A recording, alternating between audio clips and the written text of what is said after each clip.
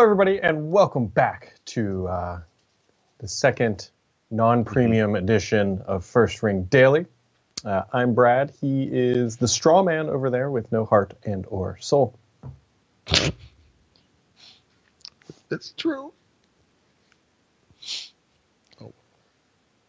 But anyways, folks, today's show is brought to you by Smart Deploy, allowing IT to deploy one golden image to any computer model in minutes with some awesome driver technology packed in there for you.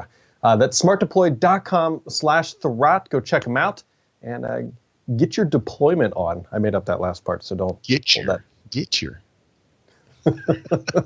Brad, you'd get along great here in Pennsylvania. You'd fit right in. Paul, before we get to what you just added to the show notes, I had my shoes on, my wallet in my back pocket, my keys in the thing, my hand on the door to my garage, which goes out to where my vehicle was. And then I stopped myself. When I looked on my phone this morning, there were iPhone X's available at the local store. Really? And did you get one? No, I didn't. Look, I like to make fun of you in general. I will just throw that one out there. When it comes to Apple stuff, it's like the gift that keeps on giving. But I have to be honest. The iPhone X is a really nice phone. I'm surprised you haven't gotten it. And I wouldn't make fun of you for that as much as I'd want to. Well, you'll get to make fun of me later, but it came down to it's like, man, I just don't want to pay $50 a month for it. I think that's what's holding me back. My issue is that I'm paying, I think it's $43 a month for an iPhone 7 Plus that I hate. So if I could pay $50 a month and get that instead, I'd be happy to do that. The problem is I can't because you have to have a carrier on top of it, and you know. So, Paul, are you telling me that your gold iPhone that you bought last year just isn't doing it for you? Not the gold one? I actually like the color, and for whatever it's worth. You can't get it on the iPhone X, but that new gold color, I think it's kind of nice.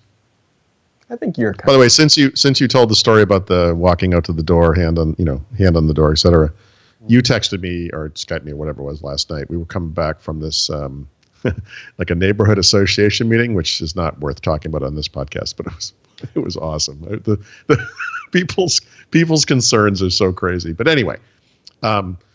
As we walked through the door, I had put my phone on silent mode because I didn't want to be, the phone to ring during the meeting.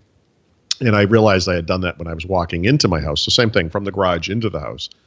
Yep. And so I walked in and I'm standing over the doorway to the living room, and I would look down and I saw your text or whatever it was. And I laughed out loud. And then I typed my little response. And I'm just standing there in the doorway. So it probably took 30 or 40 seconds or whatever it is. And then I hear my daughter go, hello. And she is 10 feet in front of me. I had no idea she was in front of me, and I didn't even see her. And she scared me, and I was like, "What are you, a ghost?" It's like, that's awesome. Yeah, it was crazy. Anyway, so Paul, 24 hours later, how's the switch going to Thurrott Premium 2.0?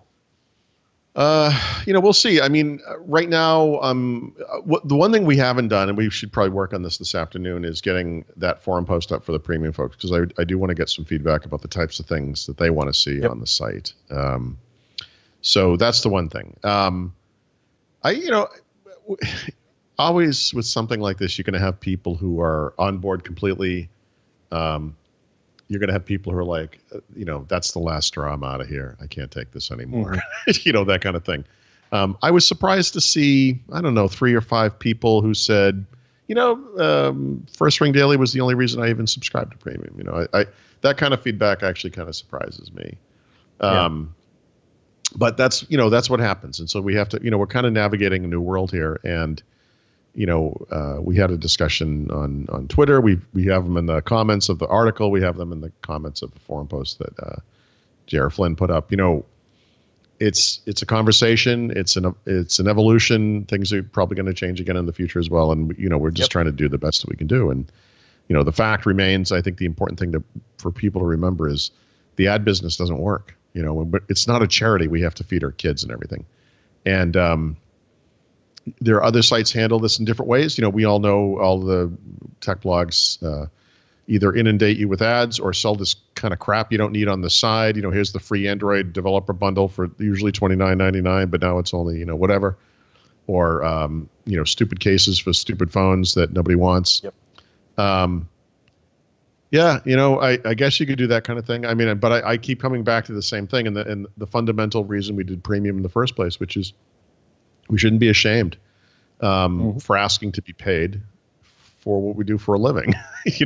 We shouldn't be ashamed to be paid to do what we do for a living.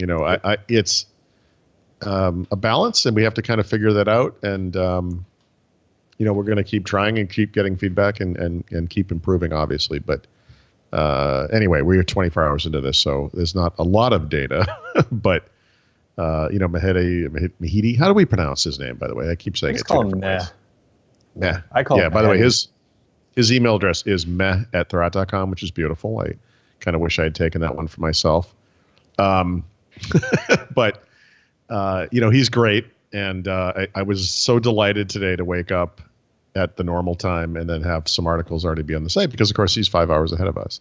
And that's one of the huge benefits of having someone in Europe, So I don't know. So far, so good, I guess. Yeah. Speaking of so far, so good, Paul, when the Invoke went on sale, it was a premium device.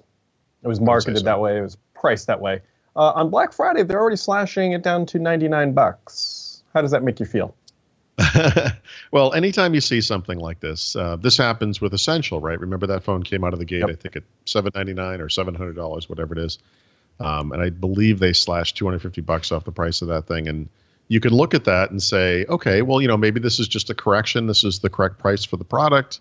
They're doing the right thing. It could be temporary, or it could be circling the drain. It's a little early for that. The way I think of it, and I wrote this, is that at $199, that device is a tough sell. At $99, I mean, I normally would kind of advise caution on the part of Microsoft fans about buying this kind of stuff because we all know the history with these rabbit holes we go down. But $99 isn't a huge investment, and it does work pretty well. It does hit on all the smart speaker basics. I mean, the quality of the device is fantastic. Yep. And the quality of the speaker itself, just the audio quality is great. So I don't know. This is kind of a low risk way of getting into the the smart home kind of thing. And obviously there are going to be some concerns. I expect the price to go back up. I don't think $199 is sustainable, but $99 is maybe likewise not sustainable, Yeah, my only concern is that it's really hard for them to actually sell them now at $199, knowing that at one point it was on sale. So people are going to be kind of, if they missed that sale, they're going to be saying, well, it was $100 at one point. They're going to cut it again eventually. And so yeah, I agree. Yeah, no, that's true.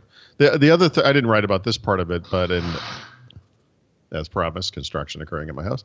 The Xbox One S is going to be sold for its lowest ever price. Right. As well on that Black Friday weekend, right? I think it was $175. Are you kidding me? I mean, you can almost start making the justification like, what, we can buy a second one now. Why not just have one? I probably will write this part of it up. I mean, the Xbox One the white version, right? It represents an incredible value in this space. And if you even like an Apple, like what's an Apple TV 4K going for? It's got to be 100 and something, right? 100. I think it's like 129 or something like that. I mean, it's getting close. Okay, but you put it up against the Xbox One S. You're like, seriously? Yeah. I mean, I think that's an incredible value. It's great. Yeah. So there's a lot of good stuff there. Speaking of a lot of good stuff, Paul, I know you've tried it out. I've tried it out as well. Firefox 57, or what is commonly referred to as Firefox Quantum, is now out, which is kind of just think of it as kind of like a general overhaul of the browser. And so far in my early testing, unless Paul disagrees, I think it's pretty dang good. They've done a good job with it.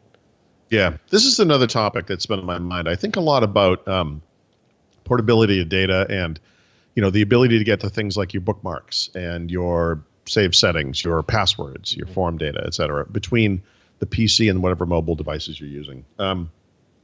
The easiest way to do that is to use the same product everywhere if you can. It's the reason Microsoft put Edge on Android and iOS.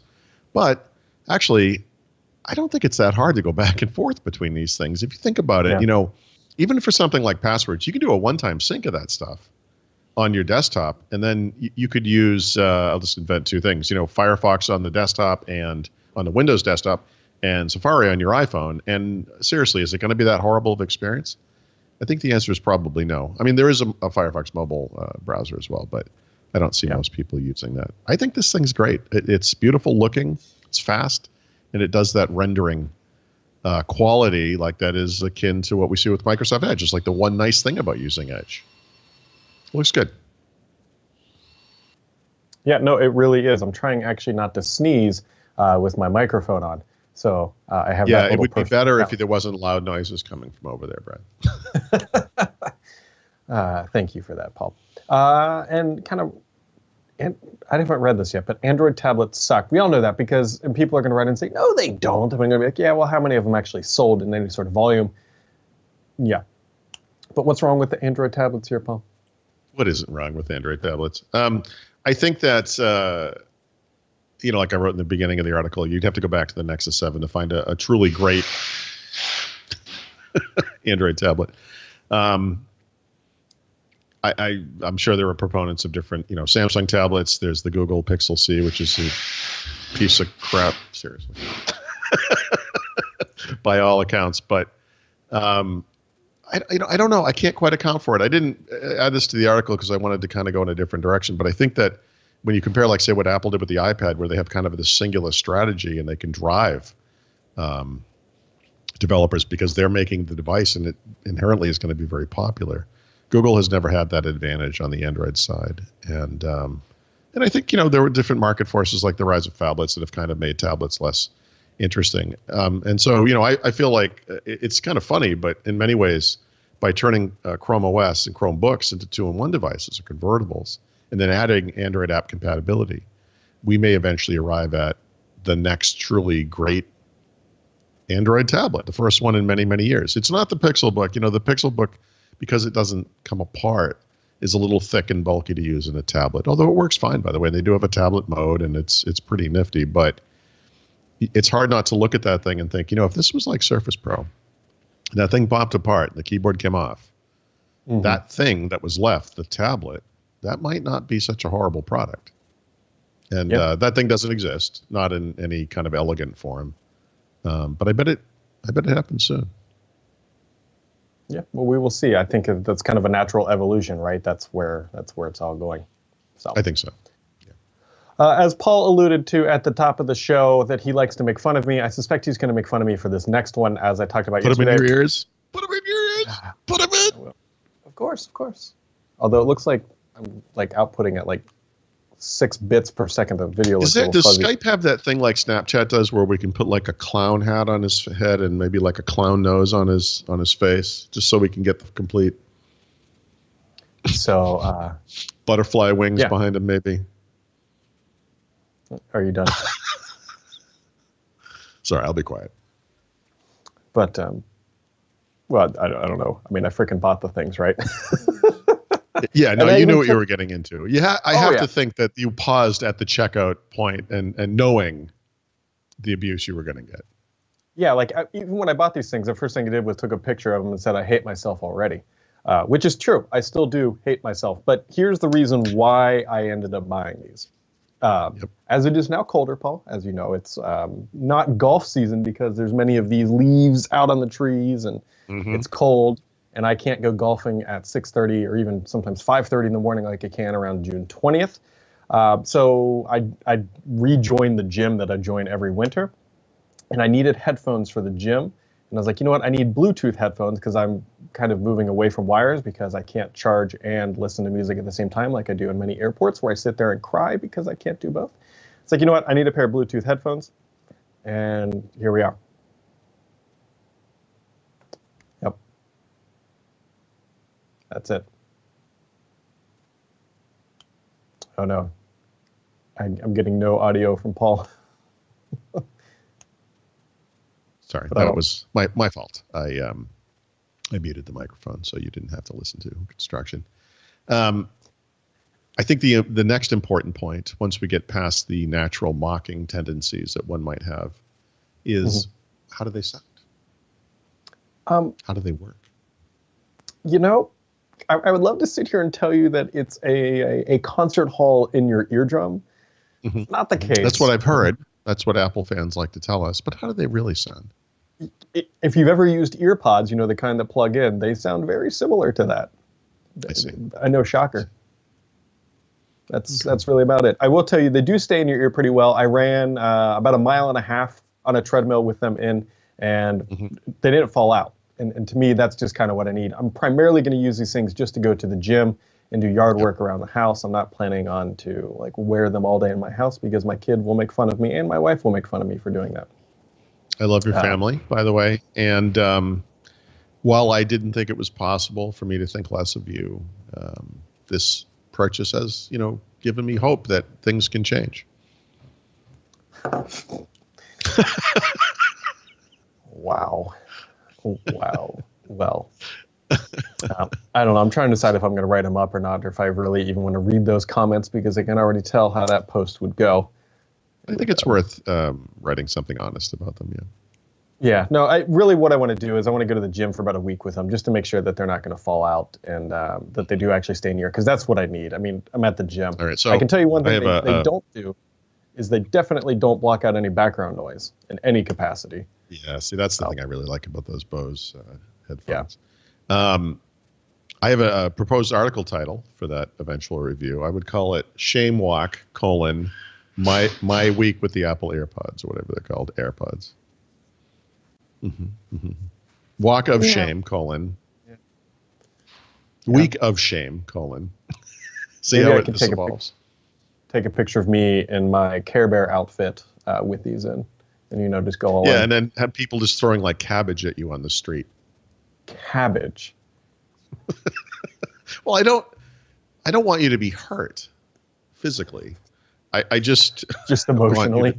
Just emotionally, right? Oh God. Yeah. I'm assuming that when this video is done, this is no fault of our own. I believe it's Skype's issue, but I'm kicking out about 8 bits per second. It's a little Mario-like. I mean, you look fine here for whatever that's worth. No, I appreciate your sentiment. Maybe it's just the download. Who knows? Who cares? Paul, you got anything else for today? I do not. I'm going to have a busy day of meetings, and I hope today I'm going to publish my ThinkPad 25th anniversary review. I finally, the thing that was holding it up was the battery test. As always, that's done. So I think today might be the day. 25 years in the making. That's right. Yeah. There is going to be some good stuff on Thurrott here a little bit later today. Small software embargo. You'll see what that is. I'm actually really like this little app. So check that out. I would talk about it now, but now that we're publishing direct to YouTube, I can't control when this thing actually gets out to the world. So, there we go. And with that, everybody, today's show is brought to you by SmartDeploy, hardware-dependent imaging software for businesses with 50 to 50,000 users. Check these good guys out, smartdeploy.com/Thurrott, and we will catch you right back here tomorrow.